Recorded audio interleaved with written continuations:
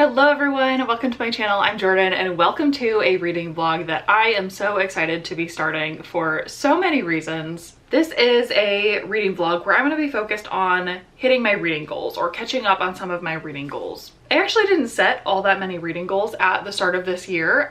Mainly they were to read 100 books and then they were to read diversely. And by that, I mean I want to read from authors and about characters who are unlike me. I want to read racially diversely. I want to read a range of identities and representations like LGBTQ authors and characters, from authors and characters with disabilities. I also want to read books that are translated or come from other parts of the world that I don't live. So it's a very broad definition of diverse, but I think that that lets me continue to read, the genres and types of books that I am interested in reading, but also be intentional about looking into who is writing the books that I'm reading. So I have been collecting some, I'll just say diverse books, which I'll run through here, and I'm looking to read them all within this reading vlog. It's a very exciting week outside of just the books that I'm excited to read because it is my first official week of maternity leave. I am so fortunate that my company that I work for provides a few weeks of prepartum leave. So my baby has not been born yet, but I am on paid leave from work and I just get to focus on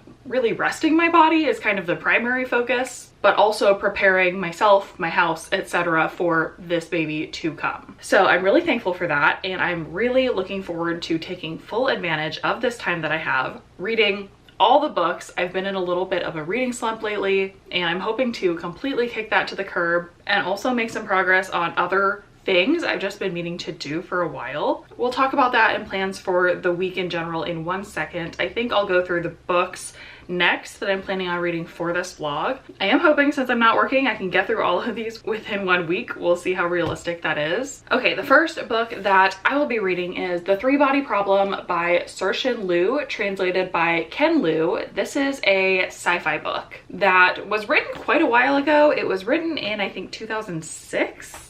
It was then translated to English in 2014, and since then it has won the Hugo Award and it has also been adapted into a Netflix series. I've been recommended this book by my real life friend Lisa. My husband has now read this book and he enjoyed it. I have actually already started it. I am about 65 pages in, but unfortunately I still do not have a good grasp on the plot of this book, so I'm gonna have to wait to describe it until I get much further in. There is no description on the back of this book, it's all blurbs, so I haven't really taken the time to look into what this book is about. I'm just going in with an open mind and letting the story come to me as it is going to. But yes, like I said, this is a translated book. It was originally written in Chinese. This author is from China. This book is set largely in China, and I'm excited to finally read it after hearing so much about it. The next book I will plan to read this week is Her Name is Night by Yasmin Ango. This is a mystery thriller, I think.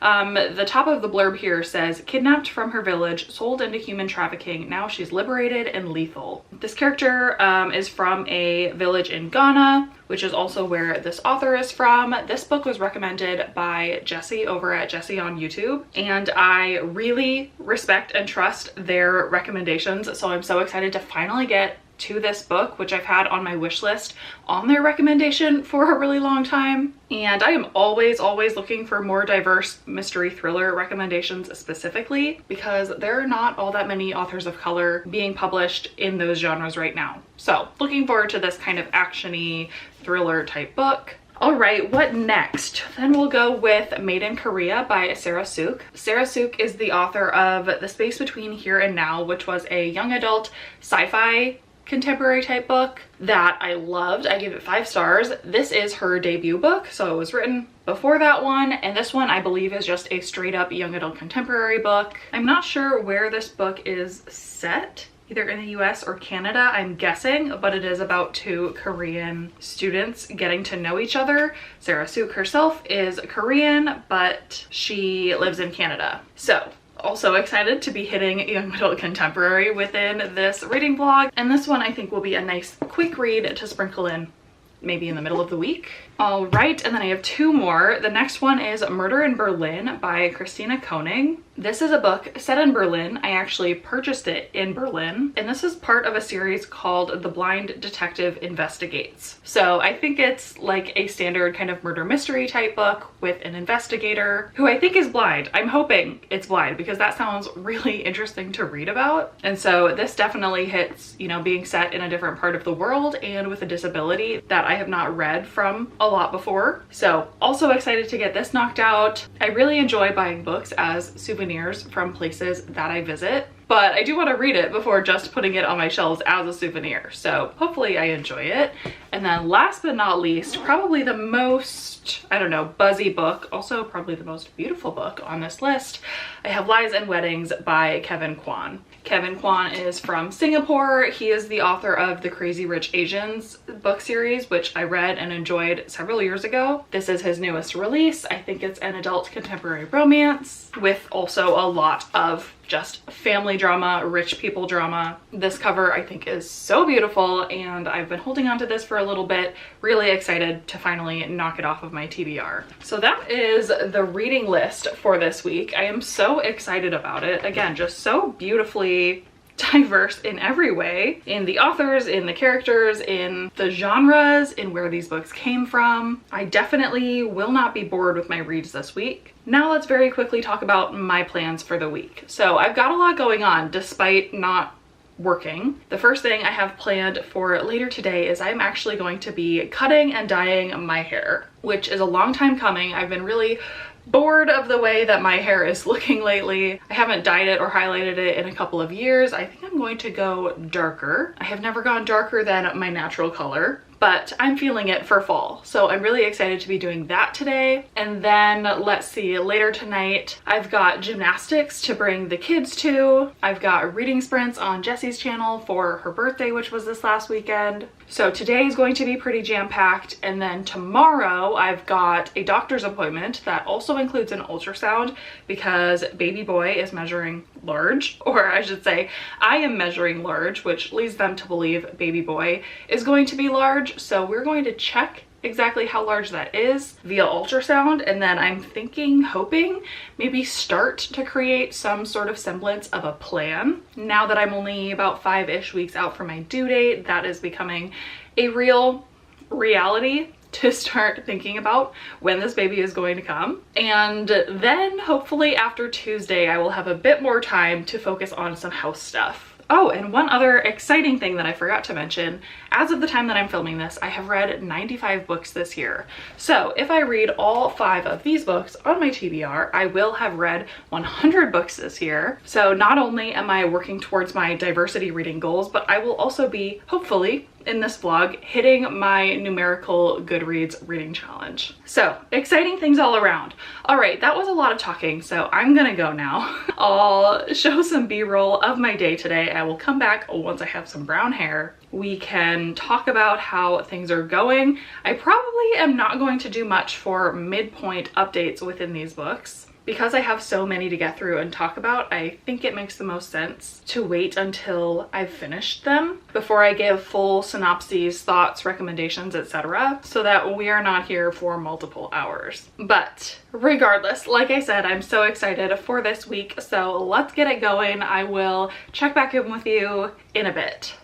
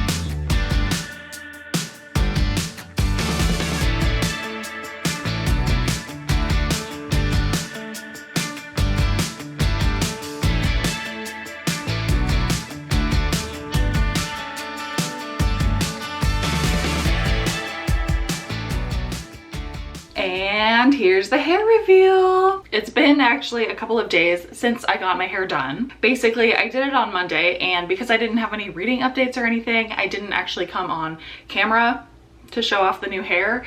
And actually, I should even make it a little bit lighter in here so you can see. I'm really happy with it.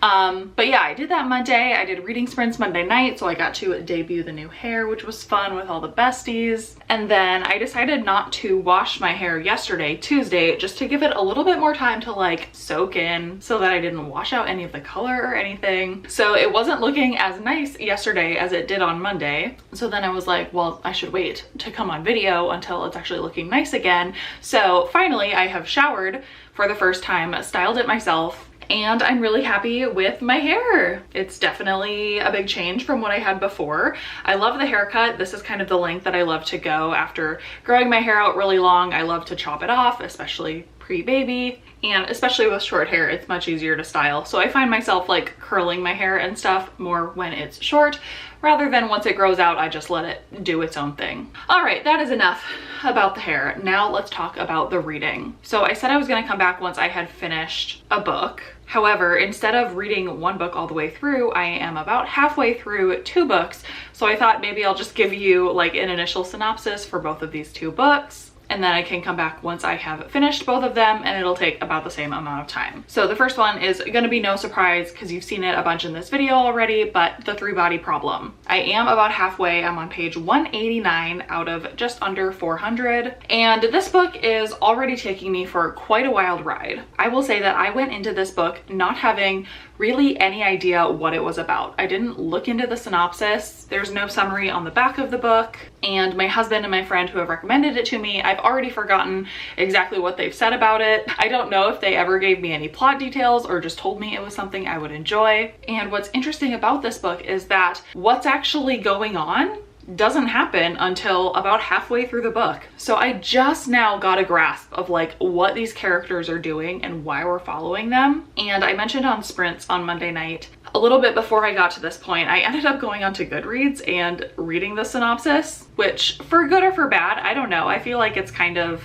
a personal preference thing as to whether you'd rather be surprised in reading a book and finding out kind of what it's actually about if it doesn't come until halfway. If you think that's kind of the point, you might hold off on reading the synopsis, or for a lot of people, I think it's worth knowing what it's about so you know if you're gonna like that thing and if it's worth kind of persevering through the first 200 pages of the book where you're kind of just in the dark. And I'll be honest and say that even though I now am finally to like the point of the book, it's still a lot to follow. I'm not sure I have the whole plot or really understand where the rest of the book is going to go. It's also very science heavy, so it's a hard one to describe. I'm gonna put a mild spoiler warning up because I am going to talk about the basic synopsis of the book as I understand it so far. So skip ahead if you are someone who thinks you're gonna pick this up at some point in the future and you don't wanna know kind of the halfway point, not really spoiler, but once you figure out what's going on, that whole thing. Okay.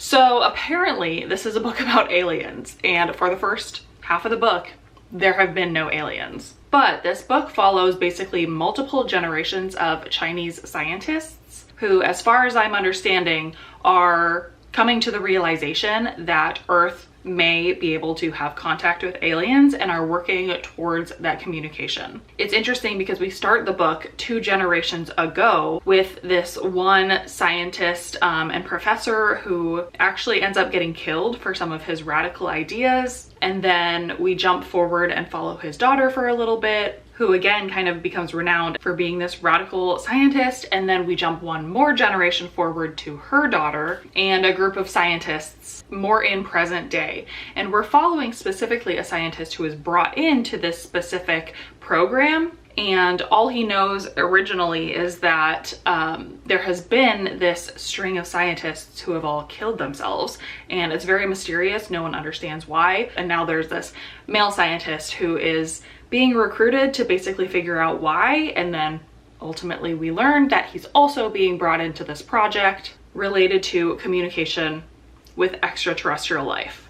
So there's all of that, and then there's also like specific science related to the three-body problem, which as far as I understand is an actual scientific concept related to bodies that orbit each other, and how like if two bodies are orbiting each other, they can be in a stable configuration like the Earth and the Sun, but if you try to add a third major body to that orbiting system, it just descends into chaos. And there's something in here about like this video game that tests that theory and has different versions of civilization go through different orbiting patterns, and most of them end in destruction and death. I don't know how that comes into play. I don't know, you guys. Okay, taking the spoiler warning off, all I'll say so far is that I'm confused, but I'm trusting the process. When I was on Goodreads, I did look at some reviews, and of course, this book has a lot of really positive reviews. It's award-winning, it's adaptation-worthy, but also some of my friends and people I follow on Goodreads gave this book a really good rating, and in the review specifically said that you kind of have to grind through the first half,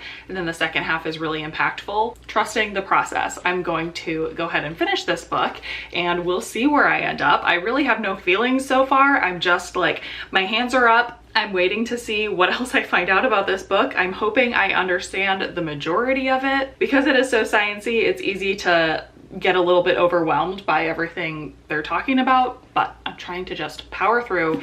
So that is the three-body problem so far. The other book that I have started is Her Name is Night by Yasmin Ango. And I started this one on audio, so whenever I have been driving to my various appointments and things, or at home doing some chores, this is the audiobook that I'm putting on, and I'm about halfway through. I think I'm on chapter 23, unless I've listened to more since putting this bookmark in. But this one is a tough read. And this one I did know basically what to expect because the synopsis gives a pretty good idea. Basically, there's this woman named Nina who, when she was a child, was taken from her village in Africa, in Ghana, and was brought into human trafficking. And this book does have flashback chapters to her in her childhood and literally through that experience, which is very difficult to read. Absolutely trigger warnings if that sounds like a topic that's difficult for you to read. Proceed with caution. It's not the majority of the book, but it is very present. We are getting that experience of hers. And then the other chapters are in present day. Now that she is an adult, she escaped that situation, and now she actually works as an assassin trying to take down people who are involved in human trafficking rings, situations like that. So she's killing bad guys. And in present day, it's very clear that she is a total badass. She has taken her life back, and she will save every single child that she can. And yeah, she's working with like a group of people as like an organized assassin group, which is kind of giving action movie a little bit, which isn't normally my favorite thing. So I'm curious to see how I enjoy the rest of this book, because it is very, I don't know, Ocean's 11 or like whatever that heist movie is, or series of movies where it's a bunch of people, you know, trying to do something nefarious. Of course, they are ultimately fighting for good, but they are doing it in like an organized criminal way. So yeah, I think this one is great on audio because it is that fast-paced action type book. Again, the flashback chapters are really difficult to read, but they provide a lot of context into who this main character is, why she is the way she is, why she's so strong, and why she is so passionate about what she does now. And I'm curious to see what kind of additional situations she gets into.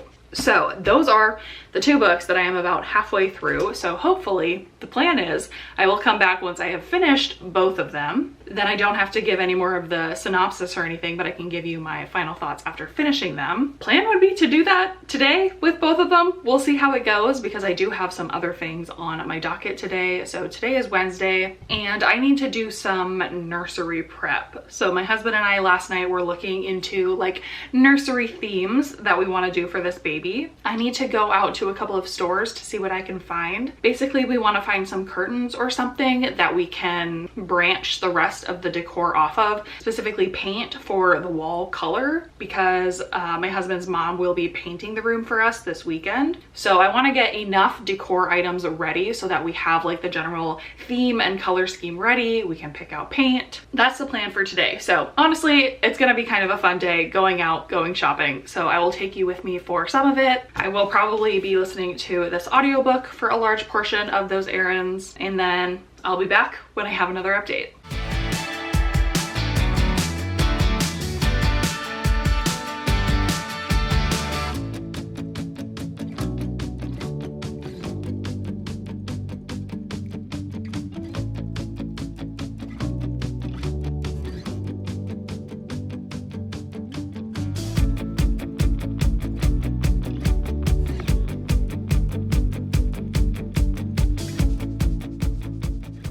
Alrighty friends, I think I'm wearing the exact same shirt as I was wearing in the last clip, but it is another day, many days later actually. 36 weeks pregnant, I guess I just don't have that many maternity clothing options. So please roll with it because I'm not changing. I've got some exciting updates because I did finish both books that I was in the middle of. Which one do I want to start with first? Let's start with Her Name is Night. This book I enjoyed. It stuck with the same, you know, formula or format that I was talking about before, flipping between the present day where she's this assassin and her past and everything she went through, and they do start to kind of connect, and she starts making revelations in her present day that she didn't realize from the past, and that change her opinions on some things and changes her relationships with some people in her life. And like the present day becomes just as kind of action-packed and impactful. And that was all really satisfying to read about. This book does get quite emotional. There's a lot about family in here, not only because of what she went through and kind of like the senses of betrayal that she went through, you know, with her family and how they could have let her past happen to her. Not that they had, you know, much control over the situation, but she had to grapple with a lot of that. And then again in present day and some of the revelations that she's having and learnings that she's having about her family members, she just learns a lot and has to grapple with a lot. There is also a bit of a romance in here, which was not something I was expecting at all. I'd say I liked it, and also there was a child involved in the relationship. Like the man that she's pursuing has a child, and I always love that in books. So overall, I am really satisfied with this. The like assassin action-y type thriller is not usually my favorite, so I have to say everything related to that I didn't really care for, but I did come to care for this character and everything she's gone through. So I'm rating it 3 stars. It's maybe more around that 3.5 mark. Something about it doesn't quite feel like 4 stars. I don't think I'm going to continue in this series, and it is a series. I think there's 3 books in it. I'm just not really a series reader and didn't love it enough to continue, but I am glad that I read it. I always love an emotional story, and so I would recommend this, I guess, as like an emotional heist thriller or an emotional assassin thriller for anyone who does like that, you know, kind of high action, fast-paced type of thriller, but also acknowledging that there's a lot of darkness in this book and pain and on-page descriptions of abuse, sexual abuse, human trafficking. It's really, really, really painful to read. Absolutely could be triggering. So I also would only recommend it to people who know that they can handle that and think that those 2 things in combination are something that they would like. But really glad to have finally read this. It's been on my wish list for a long time. It's been on my someday TBR for a long time. So I finally got my hands on a copy and knocked it off the TBR. So love that. Then we have The 3-Body Problem. This book broke my brain. I mean, this one did not continue to follow the same, you know, formula through reading this book. Every part of this book is very distinct and different from the previous, and it does all serve a purpose, but it takes a very long time to understand what that purpose is, what is the full context of this book, and oh man, that's tough for me to get through. I'm so glad that I have friends who have read this and my husband who has even read this, because I don't know that I would have pushed through it without having that reassurance that everything would be explained and that it would be worth getting to the end of. I might have DNF'd it, but I didn't. And I have to agree and admit, like, once you finish this book and you're looking back on it, it's so impressive, just the project that this book is. There's so much science involved, there's politics involved, and both of those things are fictional. I mean, based on real scientific principles and political parties, but like the plot is fictional. And I always think it's interesting to read sci-fi books where the science specifically is so complicated, it's intentionally basically beyond human comprehension. It's always an interesting project to me when authors try to explain that science, because you're explaining it only to humans who have no way of fully comprehending it, and yet they want to convey the complexity of it. It's an interesting, I don't know, kind of dilemma there of like, how much do you put in so that your readers understand the complexity, knowing that there's no way for them to fully understand it because it's not real? I do love that philosophical question, and that came up in here. The plot specifics of this book are hard to discuss because I know I said earlier, you don't really know the full scope of the plot of this book until well into it, like past halfway. And even once you're past halfway, you don't get a lot of answers until really close to the end. It all really clicks together. So it's hard to pitch it to say if you like this element or this thing, you'll like this book, because so much of the book is not that thing. I don't know, I struggle with that. But if you like dense sci-fi books, and if you like books that piece together, everything clicks into place, things that happened early on that you're just wondering about and have like niggling in your brain throughout the whole book that finally get pulled back around and explained at the very end, if you like that, I would recommend this book. If you like sci-fi books with politics in them, I don't think that's the main part of this book, but it definitely is present, and a lot of the conflict between characters is because of their really deep beliefs and how they want to address this certain situation, and like their values are competing, and that's driving them to do really drastic things. I'd say that's something you have to know that you can tolerate in a sci-fi book in order to read this. And I feel like I had one other thing or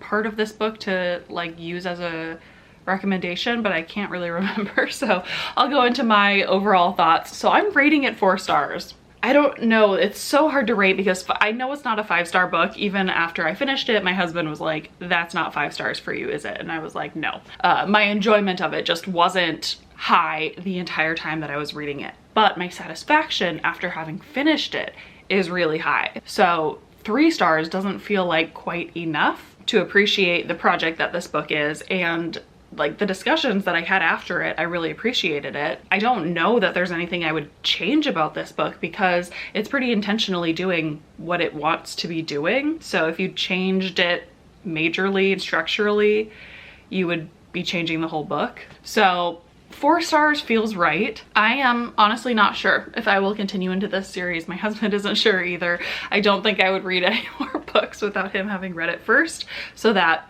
we can talk it through as I'm reading it. I hear that the later books in this series span like tens of thousands of years, so it only gets larger in scope, and that scares me a little, but at least I have like the grasp and the foundational knowledge from this first book. And really, once you find out what's going on, like the next parts of the story are gonna be the most interesting.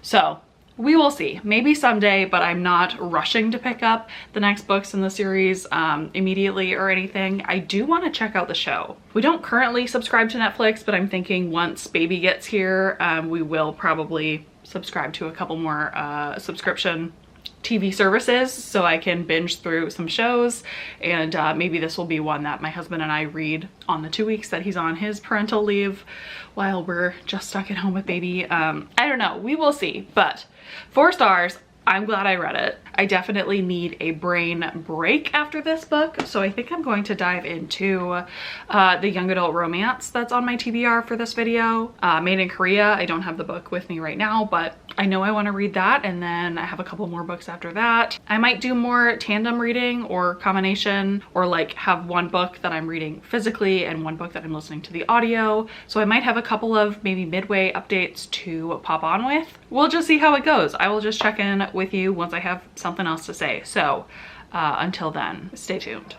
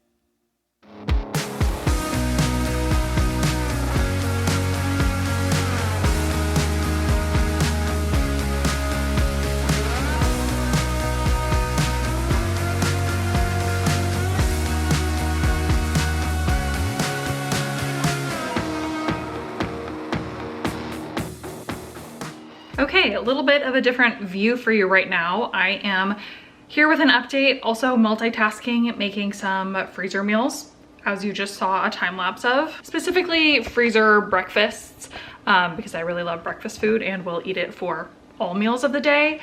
So I am making some English muffin sandwiches as well as some breakfast burritos. I have no idea if you're straight or not.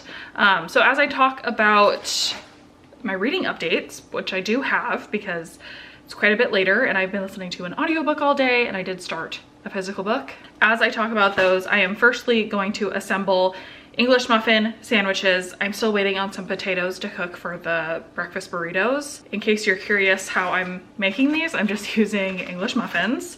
You saw me mix up some eggs, milk, salt and pepper, put it in a sheet pan, bake it for like 20 minutes in the oven, and then cut it into squares. Each one of these is going to go on a sandwich, and I did let these cool completely. And then I've just got some ham and some cheese. So we're just gonna make some ham, egg, and cheese sandwiches. And while I cut all of these English muffins open, let's talk about the books. So firstly, the audiobook that I have been reading a bunch of is Murder in Berlin. I know I said earlier I'm in the mood for something lighter. I don't know if this is quite lighter because it is a murder mystery, but it is a very, I guess I'll say straightforward, easy to follow murder mystery. We follow this detective investigator guy who is in Berlin. He's not from Berlin and he's not German. He's actually British. And I believe this is a book series and this is not the first book in the series. So this is not our first introduction to this investigator. Well, it is mine because I haven't read those other books, but it's clear coming into this one that it is part of a series because even some of his like family members are getting introduced in a way that I think make it clear that they've been introduced in previous books, and this is just intended to be like a refresher. But that being said, now that I'm about halfway through the book and into the mystery, I don't feel like I'm missing any crucial context to where I can't understand the book, but I do think it would maybe be a little bit more enjoyable if I knew this character better and had read all of the books. But anyway, as I think I talked about in the intro, what's very interesting about this book is that this investigator is blind. And I'm really liking how the book is kind of incorporating that. It, like, we don't hear about it every single page and sentence, but it does very strategically and interestingly describe basically what he's doing in a way that makes sense for a blind person. So like, it's not saying he saw things, but it's saying he like perceived things, and he's making educated guesses about people's expressions and like what they're saying based on how their voices are coming off. And early on in the book, it said something about it's a myth that people who are blind, for example, having a better sense of hearing. That's not necessarily true, but it is true that they use their sense of hearing in a more perceptive way. And he will make inferences about what people are doing based on what he can hear. And that's very interesting to read about. Huge reason that I wanted to pick up this book and read it is because that is such a unique perspective, not only in books in general, but especially in a murder mystery and following a detective who's blind. Like, it's hard enough to solve mysteries as they are, let alone when you're missing an entire sense, and such a useful one when it comes to interviewing people and trying to judge whether they're being truthful or not when you can't see their expressions and micro expressions. The mystery itself, there are actually kind of two mysteries. So the first is that this investigator has a nephew actually who I think is 11 or 12 years old, and he has gone missing along with one of his friends. And so his family's freaking out and he's like, don't worry, I will investigate. I'll see if I can find him. And while he is looking for his nephew, that's my oven. While he's looking for his nephew, he also stumbles upon this other mystery of this actress who has turned up dead. And it's unclear to everyone whether she has killed herself or was murdered. And it's seeming that those two mysteries will intersect. I'm not exactly sure how or why, because like linking an 11-year-old boy with a fully grown adult woman, especially an actress, seems interesting. So I'm not sure how they're going to be related, but now this investigator is trying to solve both mysteries. And through doing that, he is actually now heavily involved in the theater that this woman was an actress at. And I didn't really put it together when I bought this book, but the cover obviously gives off like film or theater vibes. And so I think that's interesting if you have any interest in like acting or reading about theater people or anything like that. That could be a draw to this book. But yeah, that's about where I am. Is now this investigator is looking into these two mysteries. He is just going person to person doing interviews, specifically the people at this theater who were there the night that this woman died, crew members, the director, other actors, yeah, doing typical detective mystery stuff. So at this point, I would say I am enjoying it. I have no predictions or anything. I will just be along for the ride while he solves the mystery, and hopefully it will be a satisfying ending. The other book that I just have a very small update about is Made in Korea by Sarah Suk. This is a young adult contemporary book, and it is not set in Korea, despite what I previously thought it might be. It is set in the US. I think it's in the Pacific Northwest. I'm actually not sure what state, but that is what I'm gathering. And the reason it's called Made in Korea is because this is about two high school students who are opening competing businesses within their high schools where they sell Korean products. The female main character, Valerie, she sells Korean beauty products. She gets them from her uncle who lives in Korea. And then the male main character is actually a new student, and he kind of accidentally gets himself into the middle of it by starting a K-pop merch business for this K-pop group that is really popular, and his mom works for like their marketing team or something. So he's getting this free merch and he's selling it at school, and they start by kind of stepping on each other's toes because Valerie kind of had this business already in place, and then this guy just came in and swooped in and is like taking some of her customers, and she is not so happy about it. So they're in a little bit of a feud. We will see where this goes. I don't know what else is going to happen plot-wise. It's a fun enough setup. I think there's also going to be a romance that develops between them. I'm not 100% sure. I can't remember if it's classified as a romance book, but there definitely is some tension there, some flirty tension, because they are essentially competing with each other. And yeah, I think it'll be fun to read the rest of that and see how that ends up for them. And I'm reading that book physically whenever I have time. It's a young adult book. The text is really big on the page, so it's reading really quickly. So yeah, that's all I have. I'm gonna get back to, I'm gonna finish all of this meal prep, which should last me for a good month or more, which is good because within a month we will have a baby, and these will be my go-to meals for sure while we're at home. So I'm gonna do that. I'll be back once I have an update, hopefully once I have finished one or maybe both of these books.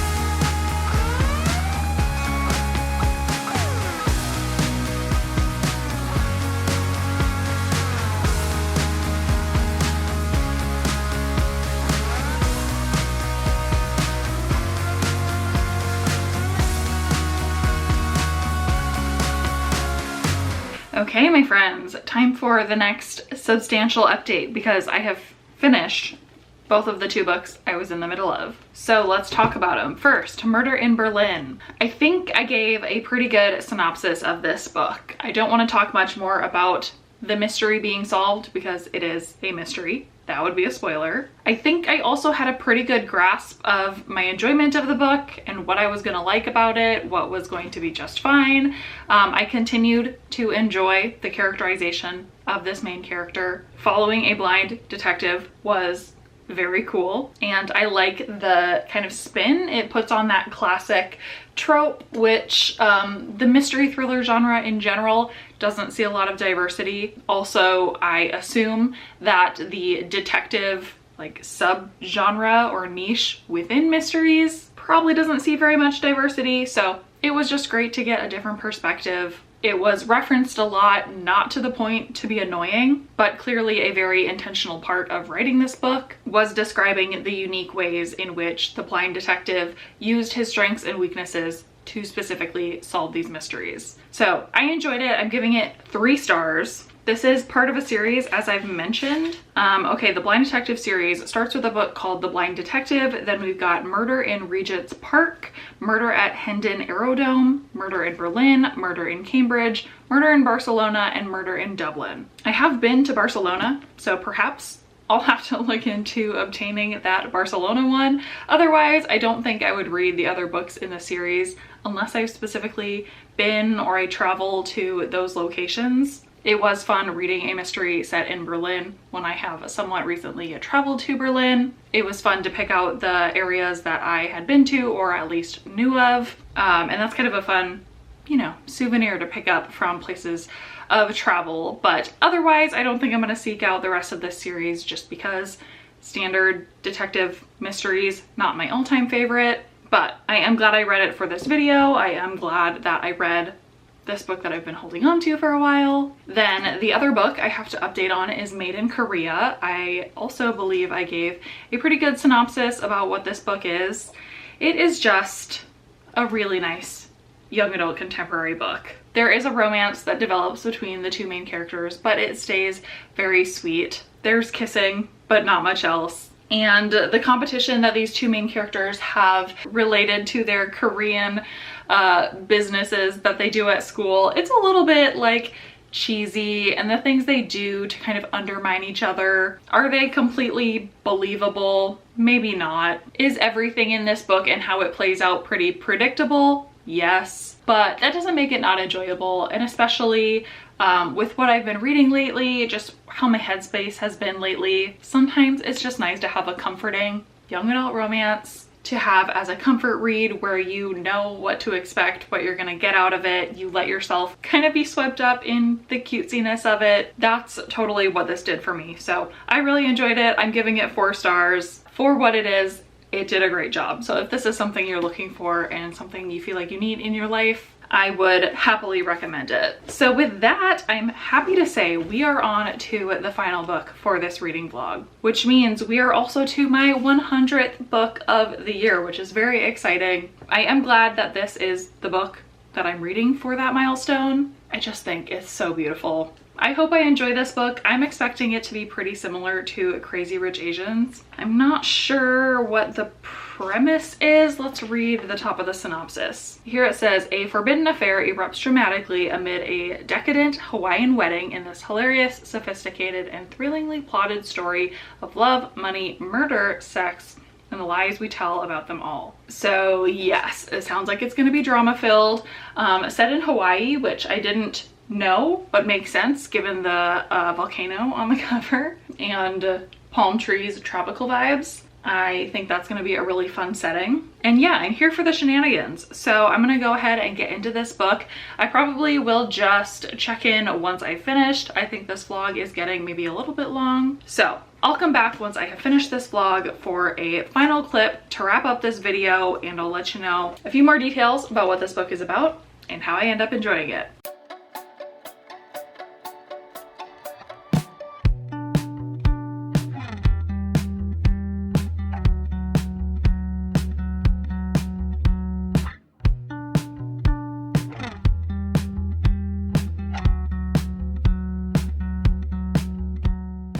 All right, friends, time for a final update. I have started, read, finished Lies and Weddings by Kevin Kwan. I flew through this book It was very quick and easy to read, which is what I expected from it, and I really enjoyed it. So Kevin Kwan is the author of the Crazy Rich Asians book series, which is a 3-book series. I have read all of them. I actually read them like right at the very start of my adult reading journey. I did enjoy them, and I actually have some pretty fond memories attached to those books, which is funny, just because they were kind of part of my start of loving books again as an adult, getting into bookish social media videos, etc. If I read them for the first time now, would I love them all as much? Maybe not, but I'm glad that I like have those memories attached. And now I feel like I'm gonna continue to be open to reading what Kevin Kwan writes in the future if it continues to be similar to that, which this book is very similar to that. If you've read the Crazy Rich Asians series, you know it's all about the interpersonal drama. There's lots of family drama, there's lots of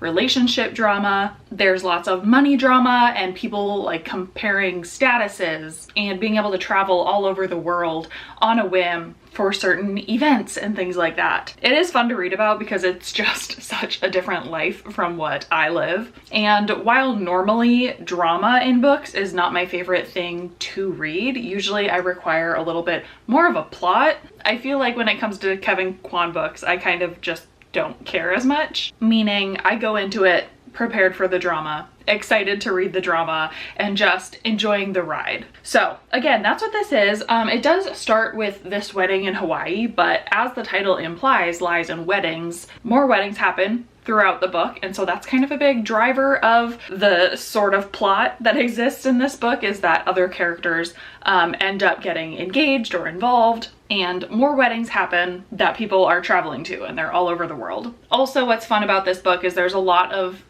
attempted setups of relationships. Like there's this mom specifically who has 3 kids. One of her daughters is the first wedding in this book. And during that wedding, this mom is trying to set up her son with a woman she deems worthy of their family. And of course, that doesn't exactly go as planned. And then there's a 3rd child in that family, a daughter, who has her own relationship situations that happen in this book. There's also plenty of, again, lies, secrets, things that come out through this book that are just fun to read about. Is any of it really that substantial? No. Is this a life-changing book? Definitely not. But am I glad that I read it? Yes. I'm giving it 3 stars. I did look back and I gave each of the Crazy Rich Asians books 4 stars. And again, I feel like this is so similar to those that maybe it could be a 4-star book and just kind of gets lumped in with those ones in my memory. But at the same time, being objective, knowing that my tastes and preferences have evolved, I think this is objectively a 3-star book for me. I had a good time while I was reading it. I would pretty broadly recommend it to anyone who thinks that that synopsis and vibe sounds interesting, but I don't think it's a book that I'm going to be thinking about long into the future or anything like that. However, it is notable for one other reason, which I mentioned earlier, which is that this was my 100th book of the year. So very exciting. I have officially hit my Goodreads reading goal for the year. It's only mid-October, so of course I will surpass it, but that feels great. Now everything else I read this year is just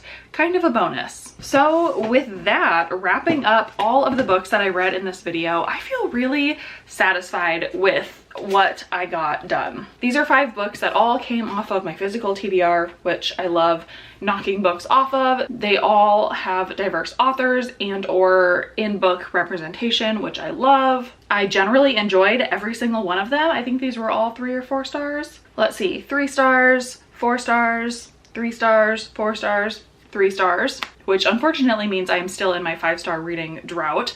I have not conquered that yet. Hopefully I can make some progress on that very soon and get a 5-star book. But I will still happily take 3 and 4-star books because that means I am enjoying what I'm reading. I can recommend what I'm reading. And especially for the purposes of this video, when I'm knocking out goals, I'm really happy when it also turns out to be books that I enjoy. And no 1 stars, 2 stars, or DNFs is a success in my book. So with that, I think that is all I have for this video. Please let me know if you have read any of the books that I talked about, what your thoughts were, if we agree, or let me know how you're doing on your reading goals. I'm not quite sure how this little batch of books is affecting the actual numbers of my reading goals. I probably won't check until we get to the end of the year when I do my year-end kind of wrap up and go through those reading stats. but clearly this is helping me make progress towards those reading goals, so I'm satisfied with that. But let me know how your reading goals are going, even if it's just your Goodreads goal, the number of books you've read so far this year. Let me know how that's going for you.